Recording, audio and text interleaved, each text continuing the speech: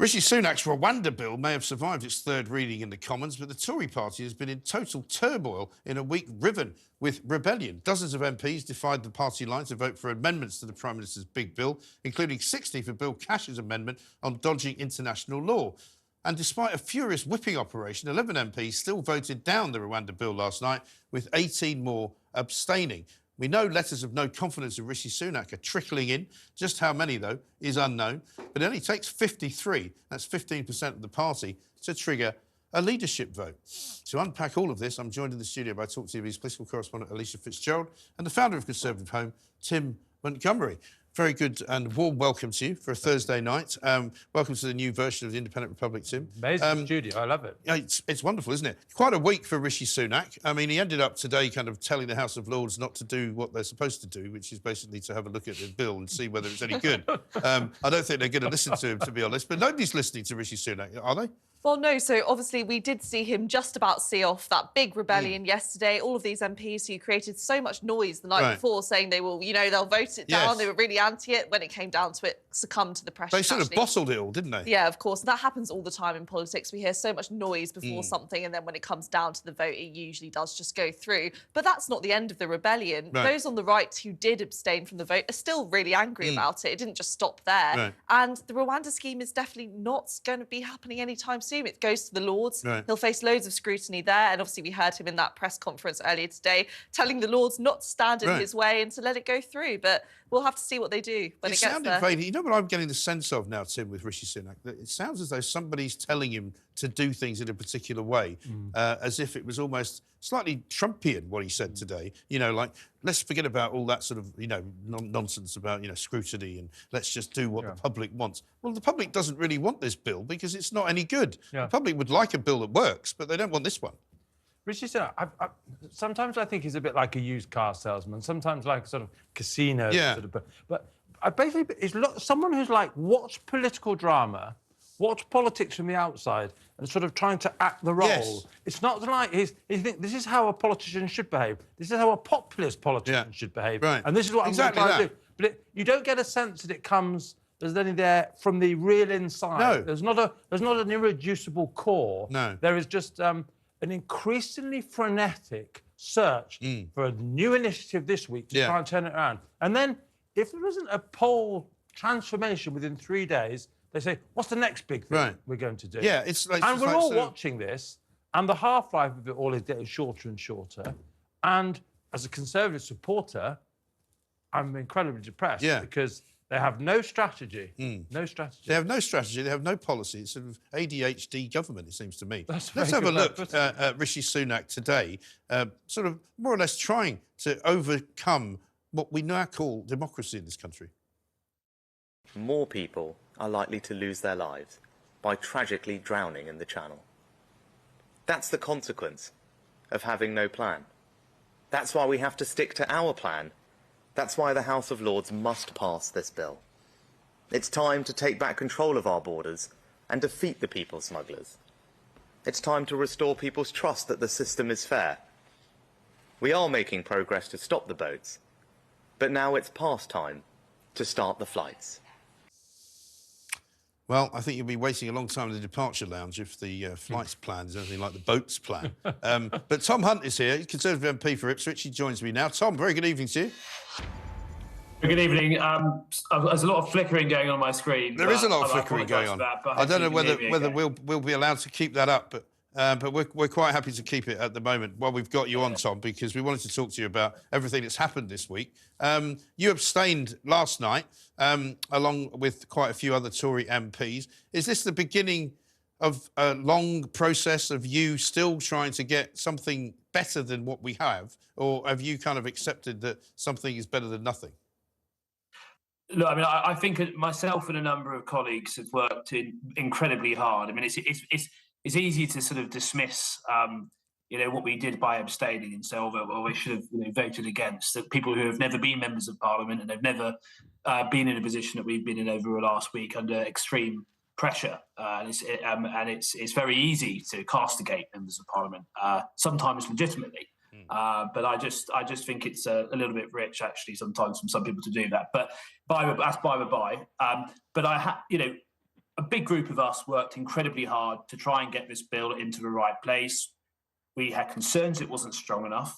And having backed two previous bills that haven't done the job, we were very anxious that this one really does do the job and is as strong as it needs to be, which is why I voted for 3 amendments. I voted positively for 3 amendments, 2 from Robert Jenrick, 1 from Bill Cash, that I think if they'd been adopted, it would have put the bill in a stronger position and given it a higher chance of being successful. But once those amendments were defeated, sadly, I was in a position where I had 3 options. Option 1 was to vote for a bill that I expressed concerns about, a bill that I fear won't do the job, to vote against it, but with no particular plan about what we do next, and no real idea about what would come next, or abstain, which is what I did. And a lot of people attack abstentions, but all I say is I was in quite good company, and a number of colleagues such as John Hayes, who I have immense respect for, who has done a huge amount for this country in terms of fighting for the sovereignty of our parliament and everything else. I felt like I was in good company doing that. Yeah. But I was in a pained position last night. I hope I'm wrong. I hope the bill does work and we get flights to Rwanda at scale and we stop the boats. But look, if it becomes clear in a few months' time that the bill isn't working as intended, then the government needs to be prepared to go back to the drawing board and do something radical. Yeah. No, listen, I'm not an absolutist about this, Tom, and I totally understand why you and many of your colleagues decided to abstain. But is there any part of this bill, as it stands at the moment, in its current form, that you and your colleagues can claim to have had any influence over? I mean, can you at least say that as a result of some conversations you had with the Prime Minister, that some things in the bill are better than they would have been? Well, I think, and I mean, clearly, I would have liked the government to have moved further when it came with regards to accommodation with the rebels and the amendments. So, none of the amendments were adopted. There were no significant changes to the bill. I think in terms of the Amendment 23 that the Jenrick table, which is about the Section 39 orders and being able to block ECHR rulings, I mean, we didn't get the movement we wanted on that, but we have had some more assurances from the minister. Letters have been exchanged, insisting that the government will be able to ignore these ECHR interim rulings, and the Prime Minister has made it very clear he'd be prepared to do so. So look, hopefully that's a bit of a step forward. But I mean, clearly I'm not, hugely happy about things. Otherwise, I would have voted for it. But look, I mean, voting against it, for me, it was a real step into the unknown. I think it could have been immensely destabilising. And actually, there are aspects of this bill that I do see as being a step forward. And I think to kill it entirely, I just didn't feel comfortable doing that. Do you think it was a mistake, though, for the Tory party to focus so much on this particular bill in this particular week? Because, there's an awful lot of problems inside of the party. There's an awful lot of problems around the country in various ways, in the NHS, or whether it's in the striking doctors, the striking rail workers, the fact that the inflation rate isn't perhaps going to be what we thought it might be. Is this really the most important thing to fight over, in a way? Because it's the Rwanda bill which is causing all the problems, really, for the Tory party at the moment. And it looks as though that's the only thing from the outside of Westminster that the Tory party cares about. I mean, tackling illegal migration is of immense importance. I think particularly for 2019 Conservative voters, it is of critical importance. So I think the government is right to focus on tackling illegal migration. It also needs to look at net legal migration as well. And do something significant. So, I mean, some people sort of say, it's a mistake to talk about immigration because, all we do is sort of inflate reform. Ridiculous argument. Immigration is a huge issue and we need to be fully focused on it. There is a massive disconnect between where the silent majority of the public are at when it comes to illegal migration and the present day reality. And I think the majority of Conservative MPs, get it, not all of them. Yeah, no, listen, I'm not saying that immigration is not an important subject. I'm saying this particular bill is not very important. Rishi Sunak, we're told 3 years ago, didn't even think Rwanda was a very good idea. Now he's telling everybody to stop what they're doing and make sure that it all goes through so that he can win the day, a day that he didn't think was worth even entering the fray on. I don't think it's fair to say that when Rishi was Chancellor, he attacked the Rwanda deal. He expressed concerns about some of the cost elements, and as being Chancellor of the Exchequer at the time, But he wasn't it was a his fan job of it, to was he? raise those sorts of questions. So it's his job to raise those sort of questions as Chancellor. Look, he's made it clear that he supports a Rwanda scheme. You know my views about the bill. I rebelled 4 times over the last 2 days, but I do think he believes in a Rwanda scheme. When I look at across the world at other countries that have attempted to tackle illegal migration and small boats, it's clear to me that you have to have a deterrent. If you don't have a deterrent, you cannot make meaningful progress in tackling the small boats. Rwanda is our deterrent. I think if the Rwanda scheme was allowed to work, I think if you got flights at scale, you would see a big impact in terms of tackling the small boat crossings. I think it would be a deterrent, and I think that one way or another, we put a lot into that. We've got to make it work. We still can make it work if we do what we need to do, but particularly in relation to the ECHR, which I spoke yesterday in the House of Commons about the ECHR. It is my strong prediction that we will end up leaving the ECHR. It will be a bit like it reminds me of the Brexit debates, these current debates about the ECHR. One way or another, we'll end up leaving it. I think it's probably a good idea if we get to that point sooner rather than later. OK. Final question for you. I hear that there's some letters going into the 1922 committee. Are any going in from those of you who abstained and or voted against the bill last night? Well, I saw something on social media about that earlier. It's news to me. I haven't spoken to any colleagues who have put a letter of no confidence in. I certainly haven't put one in. But that isn't. I'm certainly not in that headspace. Okay. I'm in the headspace of wanting to tackle this issue, and I will continue. Those 60 so MPs who voted for these amendments yesterday, we will remain engaged and we will do what we can. But we worked, a number of people such as Danny Kruger, Miriam Cates, Robert Jenrick, Suella Braverman worked incredibly hard to try and get this bill to the right place. We clearly didn't get most of what we wanted, but look, I hope the bill has a chance of success. And if it's clear that it isn't working as intended, the Prime Minister needs to take radical action to ensure that it does. Have you still got full confidence in Rishi Sunak taking you into the next election? Rishi Sunak will lead the Conservative Party into the next general election. I think he has many attributes. I think he is often unfairly derided. Clearly, he is tackling, as Prime Minister, like many leaders across the Western world right now, he is dealing with an incredibly difficult issue that can feel intractable. And there's not many leaders who have got it entirely right.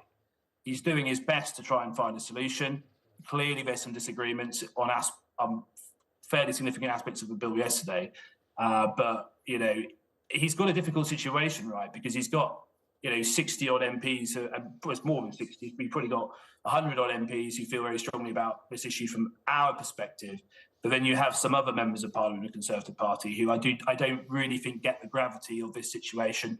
My view on immigration, both illegal and legal, is it's gone from being an important issue to an existential issue, and the Conservative Party need to do it. And if mainstream parties, such as the Conservative Party, don't address voters' concerns on immigration, there are warning signs about what happens all over the world, and I want to avoid that. Yeah. Tom, thanks very much indeed for talking to us. Tom Hunt there, giving us his view on the vote last night and also what happens next, because Alicia and Tim are here with me still. What does happen next? Because the Lords clearly are not going to rush through any of this. We're not going to see anybody going to Rwanda on a plane, I don't think, this side of Christmas, probably before the election, are we? So I have a sneaky feeling that what might happen is this bill will get passed to the House of Lords at some point. We don't have a set date. It will just be kind of as soon as possible. Right. And that probably means at least in a couple of weeks' time. Yeah. That will happen.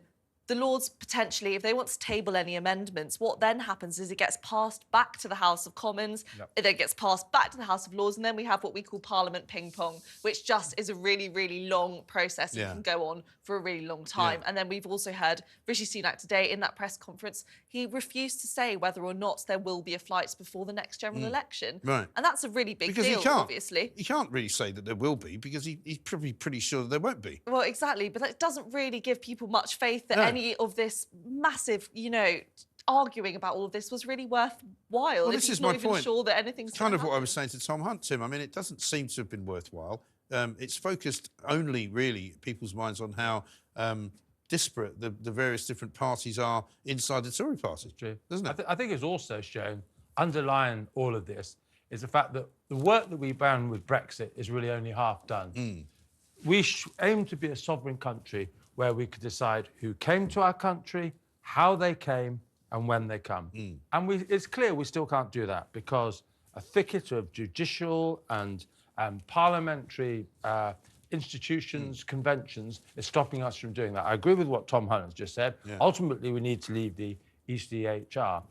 The problem, though, at the moment is the Tory party, as you say, is divided. And whereas there are people like Tom Hunt who want that, there is a growing group, this so-called One Nation group, well led by Damien Green, who's proving to be, one of the most interesting characters in the parliamentary party at the moment. But he resists all of this. His group resists all of this. And where's David Cameron in all this? Where does Cameron sit in all of these little groups? He's remained very quiet. He hasn't said much, hasn't he? I mean, you'd have to assume he's with the Damien Green lot, wouldn't you? I'd say so. I think that's right, yeah. I mean, Nadine Dorries thinks he's going to be the next leader of the Tory party. Yeah, Nadine, I love Nadine, but I don't agree with her on everything. And it'd be very difficult. I think if David Cameron was in the Commons now, I think the Tories... Well, I mean, stranger things have happened. it's not an impossibility if that's... Listen, you can renounce, I think, a inherited period. Right. You can't renounce one that you've taken as a life peer. Well, so you can't ever actually get rid of it? Well, you can, Parliament supposedly is sovereign. You can change the law, but the whole of Parliament would have to change the law to get David Cameron That's the other bit back about into what the Tom Commons. Hunt said about parliamentary sovereignty. I mean, parliamentary sovereignty includes the fact that there are two houses of Parliament, which are both independent from one another, and which both have a job to do which is different from one another, which Rishi Sunak apparently doesn't want.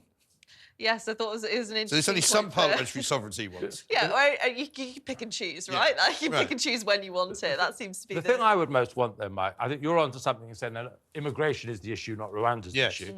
But you know what? The other issue is the economy. Yeah. Now, at the moment, Labour are getting away scot-free. They have a £28 billion environmental programme. Right. When the Tories won the 1992 general election, they put a price tag on Labour. They made it clear, OK, you don't like us anymore, but if you vote for Labour, this is how much it's going to cost. Do you remember those tax bombshell placards that appeared all over the country?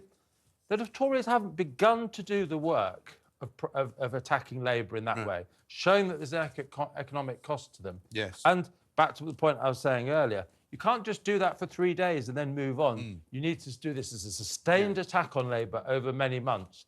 And they need to get on with it like yesterday. Yeah. And this whole Rwanda discussion at the moment, I'm afraid, is a diversion from, one, focusing on all immigration, and two, that economic message. It seems bizarre to me, and we've got to stop, unfortunately, we're out of time. It just seems bizarre to pick a fight that you can't win. And that even if you do win, doesn't mean anything.